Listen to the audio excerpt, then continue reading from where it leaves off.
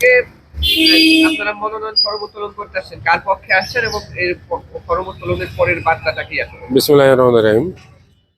বাংলাদেশ গণতান্ত্রিক দেশ, এখানে সবারই অধিকার আছে মনোনয়ন ফর্ম সংগ্রহ করার। এখানে আমরা আসছি আব্দুল সালাম তুহিনের পক্ষে মনোনয়ন ফর্ম তুললাম এবং প্রাথমিক একটা ঘোষণা হয়েছে, এখনো চূড়ান্ত ঘোষণা আছে। আমরা আশা করছি ইনশাল্লাহ চূড়ান্ত ঘোষণা দিলে আমাদের যে প্রার্থী আব্দুল সালাম তুহিন মনোনয়ন পাবে, চূড়ান্তভাবে সিলেকশন হবে এবং আমরা ভোটের মাঠে প্রস্তুত আছি।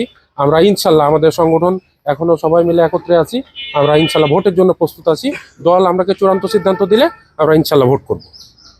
আচ্ছা, আরেকটি প্রশ্ন এখানে, আপনি মানে বিএনপি থেকে জি, মনোনয়ন করেছেন, শেষ পর্যন্ত যদি আপনার পরিবর্তন না হয় সেই ক্ষেত্রে কি ভোটের দল যে সিদ্ধান্ত দিবে আমরা দলের সিদ্ধান্তকেই অনার করব। আমরা তো বিএনপি করি, আমরা দলকে ভালোবাসি, দলের সিদ্ধান্ত বাইরে যাওয়ার কোনো অপশন নেই। আচ্ছা, আরেকটি বিষয় সেটি আপনার এখানে দীর্ঘদিন থেকে দেখা যাচ্ছে মানে মনোনয়ন প্রাথমিক ঘোষণার পর থেকে এই আসলে তৃণমূলদের মধ্যে একটা অসন্তোষ কাজ করছিল।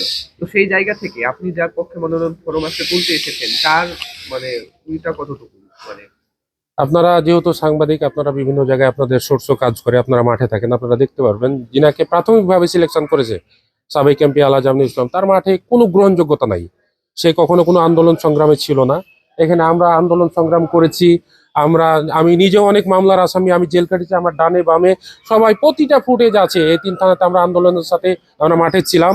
আমরা প্রতিটা যেটা দল আমরাকে যে আন্দোলনের জন্য মাঠে নামতে বলেছে তখনই আমরা মাঠে নেমেছি। কিন্তু যিনাকে দিয়েছে তিনি হচ্ছে নন পলিটিক্যাল লোক, তার রাজনৈতিক কোনো সক্রিয়তা নাই। তিনি সিজনাল পাখির মতন আসে আবার চলে যায়, যার কারণেও তিনি এখনো দল গোছাতে পারছেন না, কারণ পাবলিক তার প্রতি কোনো আশা রাখতে পারছে না। প্রশ্ন আপনারা যার পক্ষে আসছেন তার আসলে তৃণমূলের গ্রহণযোগ্যতাটা কেমন? 100%। 3টা থানা, নাচলগাঁও, মস্তপুর, ভোলাহাট, 16টা ইউনিয়ন, 2টা পৌরসভা, আপনাদের প্রতিটা ওয়ার্ডে আমাদের কর্মী আছে, সমর্থক আছে, জনপ্রিয়তা আমাদের আছে, যার প্রমাণ আমরা বিগত দিনে রাজনৈতিক কর্মকাণ্ডের ভিতর দিয়ে দিয়েছি। এবং সামনে এখনো আব্দুল সালাম তুহিনের পক্ষে লোক, জনগণ পাশে আমাদের আছে, সেটা আপনারা বুঝতে পারছেন এবং দেখতে পারবেন। আচ্ছা, এরপরে যদি ধানের শীষের প্রতীক আপনাদেরকে দেওয়া হয় সেই ক্ষেত্রে বিজয়ের পক্ষে আমরা 100% আশাধারী, কারণ আমরা চাই সবাইকে নিয়ে রাজনীতি করতে। যদি ইনশাল্লাহ আমরাকে ধানের শীষ নমিনেশন দিয়ে দল মনে করে যে আমরাকে দিলে আসনটি উঠবে, আমরা সবারই দাঁড়িয়ে দাঁড়িয়ে গিয়ে সবাইকে যেভাবে একত্র করতে যা করা প্রয়োজন আমরা তা করব।